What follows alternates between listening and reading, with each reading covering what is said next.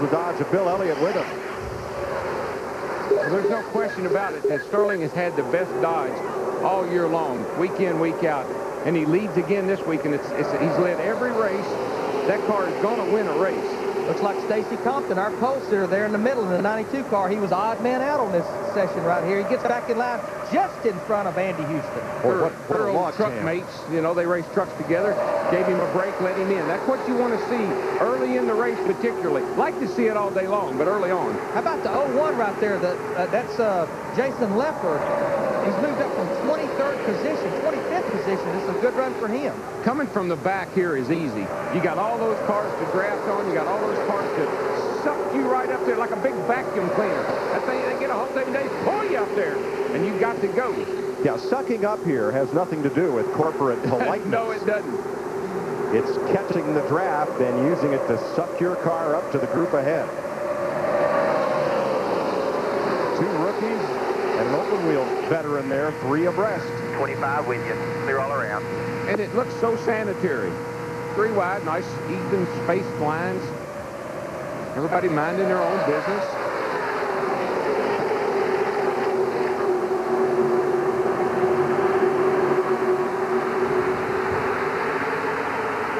Ricky Craven in the 32 car, he started third, got kicked back, working the high side there. He's going to get in line right here. Didn't have a lot of help up there, but he gets back in front of the 29 car, Kevin Harvick.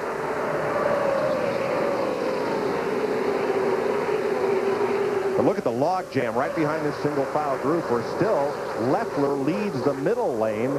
Blaney on the high side, 93, and a big jam up behind him. Oh, Blaney got a little loose there, slid up the racetrack.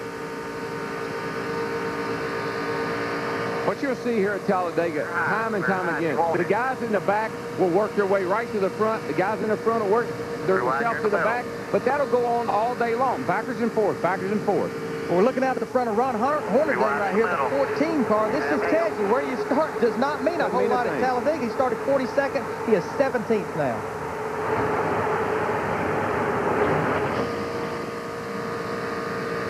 Looking back at Mike Wallace from Hornaday. 2 back 2.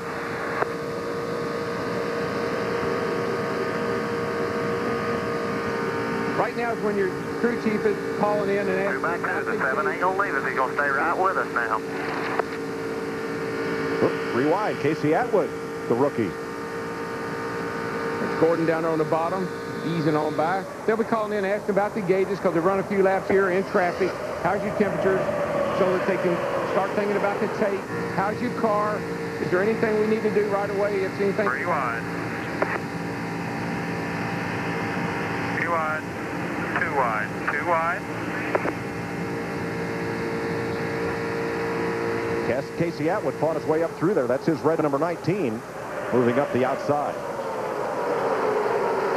There's no question about it. You can get, if you get help, there is no slow line. You get help in the middle, you're going to go forward through the middle. Get help on the outside, you can make that outside work. Pole sitter Compton, 92, has drifted back right about midfield.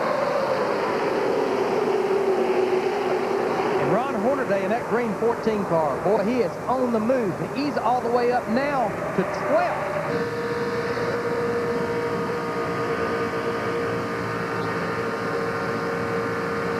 And there's no real panic right now. Doesn't matter really what's going on. Just stay out of trouble. Work on your car. Concentrate. Try to give the crew some information, things they can use that'll make you better later on in the day. We got 500 miles here. Sterling Marlin leads Bill Elliott, 2 Dodges out front. Let's go to Steve Burns. Mike, that's the very same Dodge that Sterling Marlin drove to a 7th place finish at the Daytona 500. The team built a new car for this racetrack, but they decided the Daytona 500 car was better. And when NASCAR made a rule change to raise that air deflector across the roof of the car, crew chief Lee McCall said it just made them mad. They just wanted to work harder to get this car ready for the race. We thought that rule change would slow down the Dodges, but they took the first 3 qualifying spots, and they lead this race. Marlin, Elliott, then Mark Martin, Tony Stewart, and Michael Waltrip are the top 5, but the whole pack is in one long draft coming off turn 4. That's the way they run here at Talladega. We'll be right back to the fastest speedway on Earth on Fox. Subway on Fox is brought to you by Subway, showing the world how great a fresh sandwich can taste. Subway, eat fresh. By Labor Ready, dependable temporary labor guaranteed. By Lowe's Home Improvement Warehouse, Lowe's improving home improvement. And by Fram, pay a little more now or pay a lot later. Coming around to complete 12 laps at the Talladega Superspeedway. Man, is that all? I know, it only seems like 100, Darrell. I thought we've been racing. I thought we a couple hundred laps here. Because you've been holding your breath for that long. Now, Sterling Marlin leads the race. Michael Waltrip leads the group in the outside. Kevin Harvick right with him. And Andy Houston, the rookie. And guys are really starting to move each other around. Some of these guys, 12, 15 laps, the cars have come around. They're starting to make some pretty bold moves. Except for tail end Charlie. Oh, lonesome Sam there, but let me tell you, if my hot rod was as fast as his, I'd be right where he is. Matt, what's the story on Dale Jarrett? Same game plan as Daytona, Mike. Drop to the back and ride. Todd Parrott told me this morning that's going to be the game plan. He says he figures that DJ needs, after the final practice session, they learn he needs about 10 laps to go from the back to the front. So right now, they said their race is 2 sections, the start and 60 laps to go. And you see that Jarrett's speed is right on pace with the leader.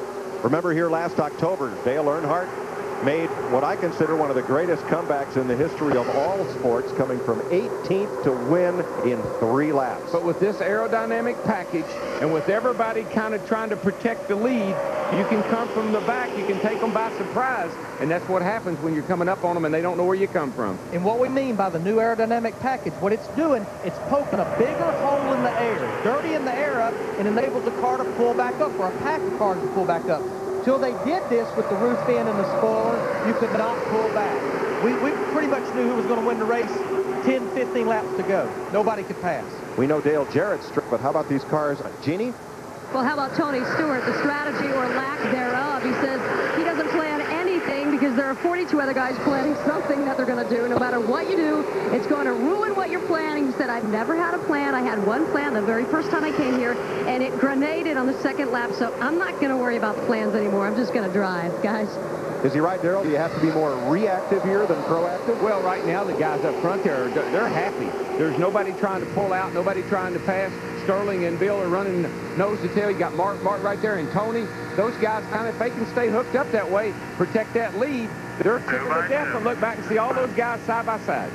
Jeff Gordon trying to move up into the top 10 as you look from the back of the DuPont Pepsi Chevy. That's Ward Burton right behind him. Still outside. Look at Ward Burton. On Friday in qualifying, his car never made it off pit road. He had to use a provisional, started 39th, and he has moved all the way up to the 13th position. Felt like they had a pretty fast race car, just didn't get to qualify. Biggest mover, 7th place, Ron Hornaday. Started 42nd, and he is up to 7th.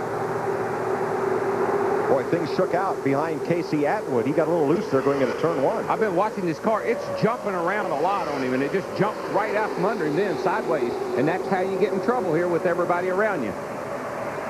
Darrell, when we see that happen, is it more apt to be mechanical or aerodynamic? No, it's aerodynamics. It just lifts the thing up. You run such aggressive top package to make these cars fast. When they get a little air around them, get them upset, they'll jump up in the air and turn sideways. That has allowed about a dozen cars a little bit of breathing room on the field. And, Mike, I'm not kidding. They literally jump up in the air. The wheels will come off the ground with so much rebound in the shocks. These guys, they've got to where they don't even change their cars from how they've got them on the ground the best they can from qualifying to race. You want it to stay on the ground, run as fast as you can on the straightaways.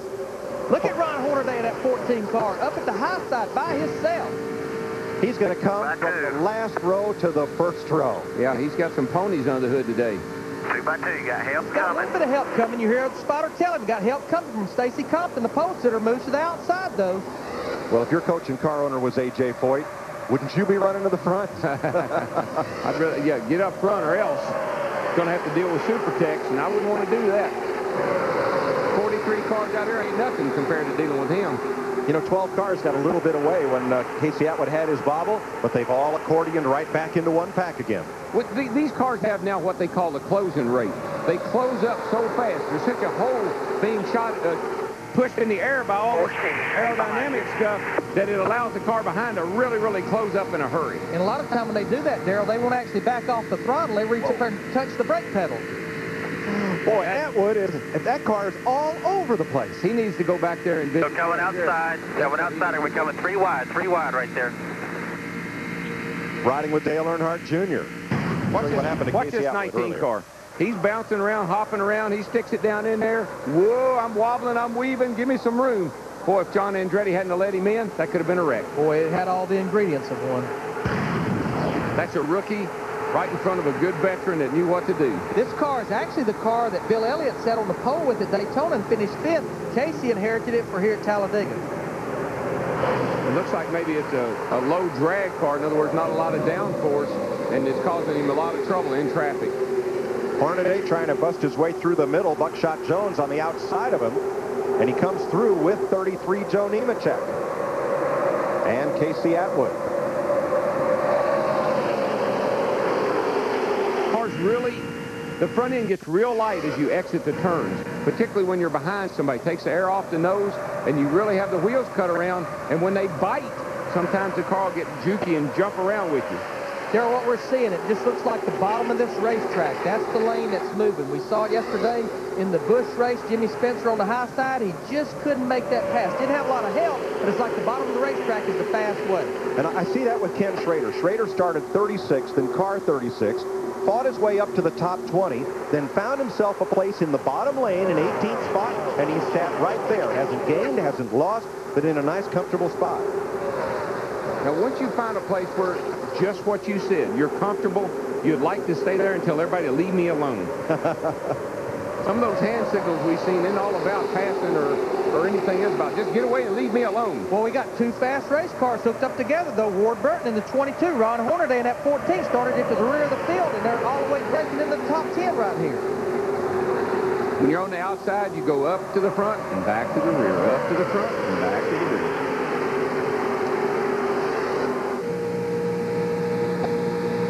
Over 100,000 seats at Talladega, but all they're using is the front edge.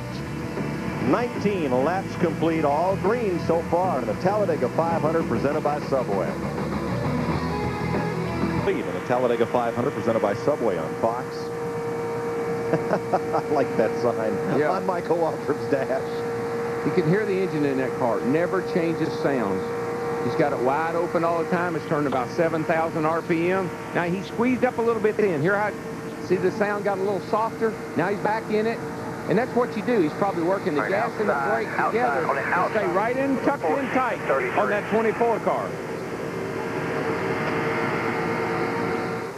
Ward Burton up alongside of Gordon. Hornaday next to Waltrip. Earnhardt Jr., Waltrip's teammate, right behind. Up front, I wonder, as long as Sterling Marlin and Bill Elliott have the lead, can anybody else get to the front? Boy, Gary, they do. He's bringing this outside line with Ward Burton and Ron Hornaday. They got a good run-up off turn 2, DW. They did, and they're trying to get out there, and we're not going to have much of a race here till these guys get up here and challenge Sterling and Bill. But they're working their way right up there. Got to stay together. See how Hornaday fell back. That'll hurt them a little bit. What generally happens, they'll get all the way up there, and then one of them will dive down on the inside and leave the rest of them hanging out. You'll work real hard with the guy, get him up there, and then he'll leave you. Last October, let's not forget, it was Kenny Wallace drafting in tight tandem with Dale Earnhardt that helped Dale get to the front in those final 3 laps. From first to last, it's only 3.9 seconds. Yeah, nobody is falling out of the lead draft. Everybody's still running right together. There's old Lonesome Dale. Great shot. Look at him sitting in there. He's just, this arm over here is just kind of got it on the roll bar, kind of holding the thing steady down the straightaway, getting to the turn, tightens up on the steering wheel a little bit. Now watch his head bob around a little bit. Bam, bam, bam, bam, bam. Not the easiest way to make a living. Sure is a fun one. Matt Yoakum. The only concern for Dale Jarrett, Mike, about 5 laps ago, Dale's spotter, Bob Jeffrey, told him to put paper on